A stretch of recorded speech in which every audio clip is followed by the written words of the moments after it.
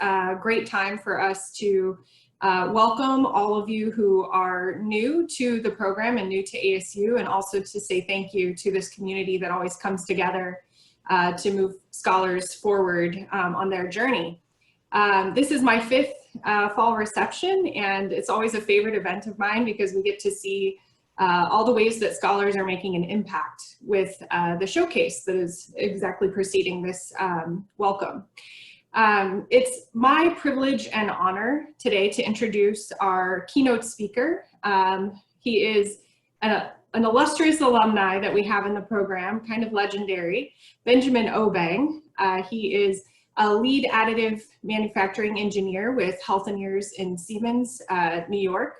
And he is also the CEO and founder of both VBEC and Adinkra. Both of these are really groundbreaking technology companies that are providing solutions to some of the greatest challenges that we have around the globe. We've invited Benjamin to be our keynote today because he really embodies this theme of resilience in action. Benjamin's personal journey is one that's marked by a lot of adversity and things that he has overcome in his life to continue to excel and put into action everything that he learns along the way. It really was a pleasure of mine to work with Benjamin during his time in the Scholars Program and to see remarkable growth throughout. So I look forward to all the things that he will continue to do in the future to really change this world. So without further ado, Benjamin, thank you for being here today. Thank you for having me, Emily, and the Mastercard Foundation. I going through watching the performances of the scholars. I really miss being a scholar, and yeah, thank you for the opportunity. And the honor is actually mine. Yeah. So I'll go right away with it. The senior leadership of ASU and the Mastercard Foundation, partners of KNUST and Ashesi University, scholars, fellow alumni, ladies and gentlemen. I'd like to express my gratitude once again to the Mastercard Foundation at ASU for the opportunity to be the keynote speaker for this year's fall reception. It's indeed a great honor for which I do not take lightly. I would like to thank God and my parents actually for the awesome gift of life and the grace. And in fact, after Emily's call, I phoned my parents and I intentionally asked, would you be calling me on Friday? Because I'll be the keynote speaker for MCF's fall reception, just to force their good news on them. So thank you for that. I consider myself as a modern day griot, and so as a storyteller, I would like to begin by telling you one.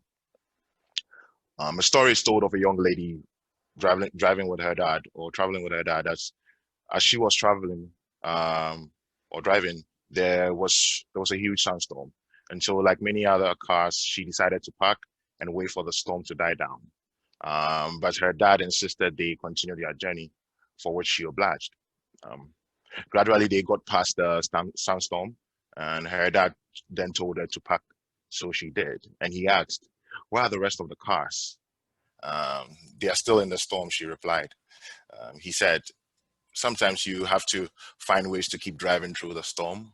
Pulling over only makes the storm last longer. Today, I'm here to talk about a common but essential parameter in our life's journey. One of the defining arsenals in difficult times like these, where half of the world seems to be in a halt and the other half actually in slow motion. Whether it is all your classes being switched to virtual mode, or being an ASU student thousands of miles away in your home countries, or looking for internships or jobs in a situations like this where it seems like COVID-19 just hired someone to raid the entire job market of opportunities. But in all this, we must be resilient.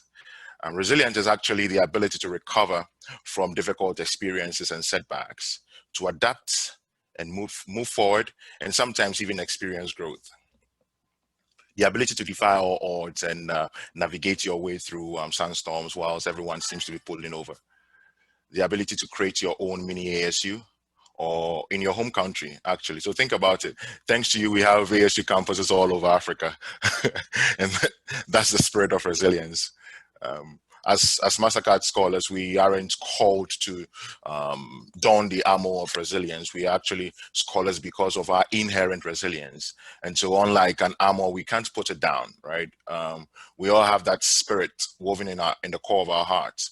It might be dim, but it's in there. And with just the right amount of spark, it will be rekindled. We all have stories bearing scars, and to prove our resilience, right? We all have that story or series of stories that actually defines our resilience. And then, as Komla Dumo says, ASU is the best. No, he didn't say that. He says that you've tested the dust in the alleyways, and so you know how to get your way, how to get around. Growing up, actually, I had little to look up to. So my dad was a farmer and my mom a trader. And like the farmers, they dug deep down and sowed the little seeds of their vision they had in themselves in me. They took me to one of the best basic schools in the city, which didn't actually make sense because it took money to keep me in there, right? And each day there was about 100% chance that I would be sacked for fees, but there was a 200% chance that I would sneak back into class because I feared the sad look on my mom's face than the whip of my teachers, right? And I remember that one time a friend of mine, actually a novice in the sneaking game, decided to sneak back in with me. Unfortunately, he didn't make it to the promised land, and he was caught. Like the farmer prepares the land for the rains, the resilience of my parents actually tilled my mind and given room for dreams, hopes, and a strong desire actually to break past the thick and invisible boundaries that surrounded me. There was one thought, or there's always been one thought which I've held on to throughout my journey, and actually which I still do.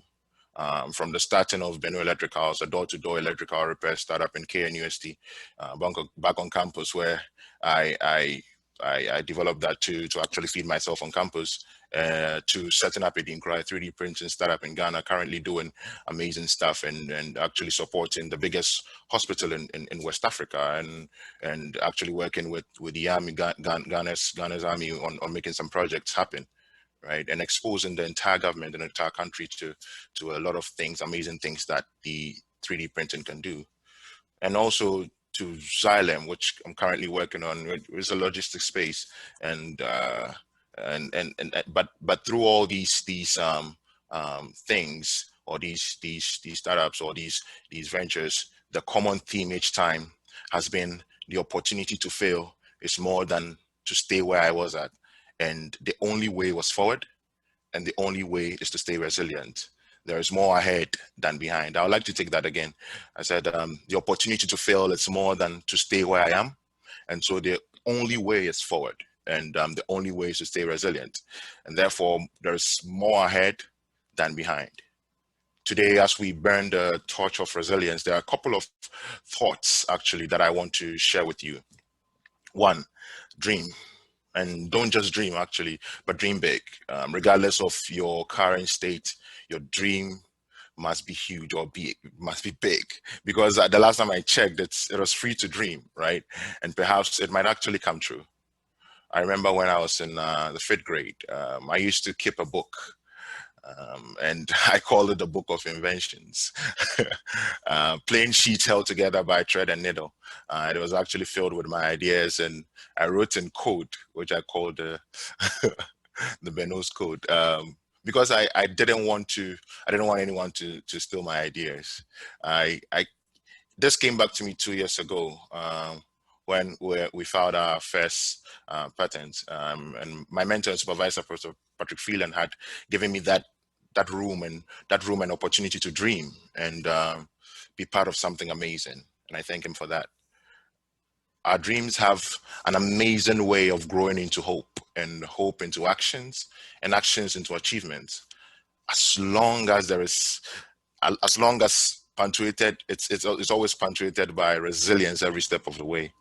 So when you have that spirit of resilience, anything is possible. Your dreams would actually come true.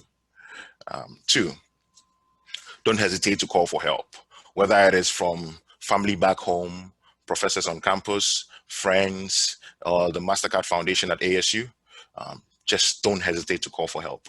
The one-on-one meetings with Emily were actually absolutely priceless. And sometimes all you just need is to talk to someone.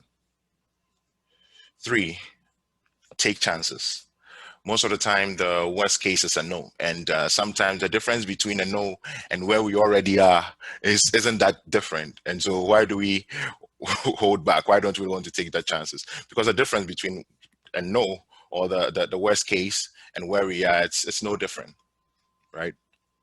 Whether it's visiting companies around and directly asking for internship opportunities, or emailing a professor to work on a research, just do it. It might be that you are back in Ghana or back in Africa, and you're trying to work on a research with a professor here in the US. You can still reach out to them on ASU campus and just do that. It was in my first year actually when I was already overwhelmed with a lot of things. I was a busy guy on campus, but I had actually found out that Professor Klaus Lackner, one of the biggest name in carbon capture space, actually had a wound-up material which was capable of capturing CO2 from the atmosphere, which was 10 times better than plants. But the material was so sensitive that to all known manufacturing processes that any temperature above 50 degrees C would actually kill the material. So in my mind, I had thought of a way to actually make this possible. But I needed some samples from him and to test my process. Now, mind you, it was a totally different lab, right? And I had my own master's project to work on.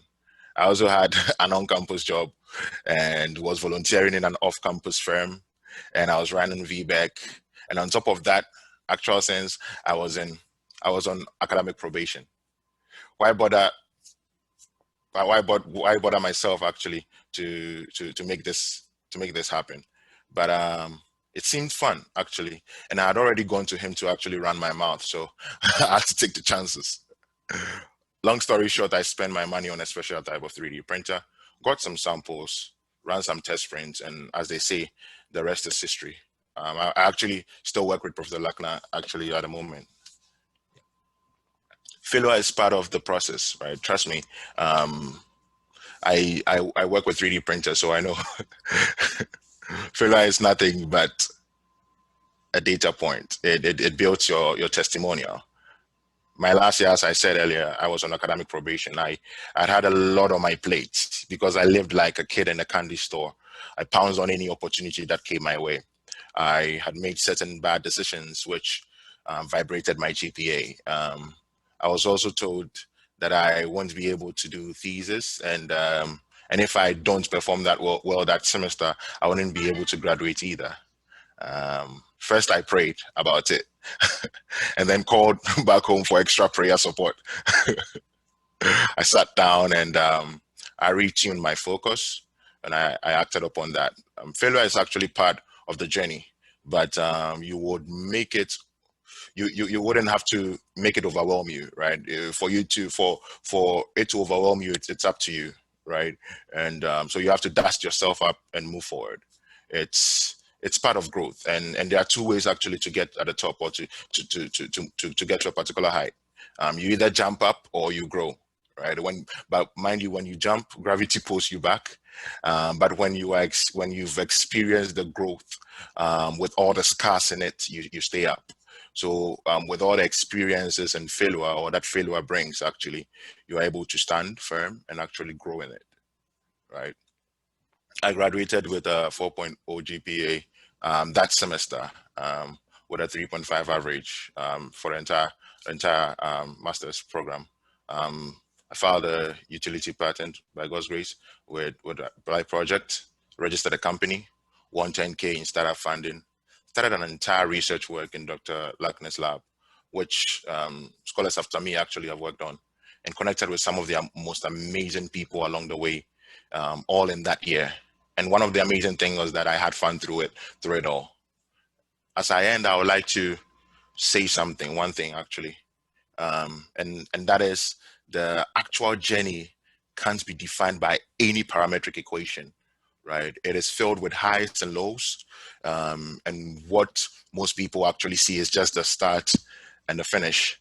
But what we don't see, or what we actually know, right, is that in between the start and finish is a constant in that equation, and that constant is nothing but resilience. Well, that's the only constant. It's a huge coefficient in that entire equation. And the more you are resilient, the more you keep at it, it will definitely definitely get to your goal. And that is actually what Africa needs in us to get the change that we need and to change that narrative, right? So don't pull over, just keep driving, and we will get there. Thank you.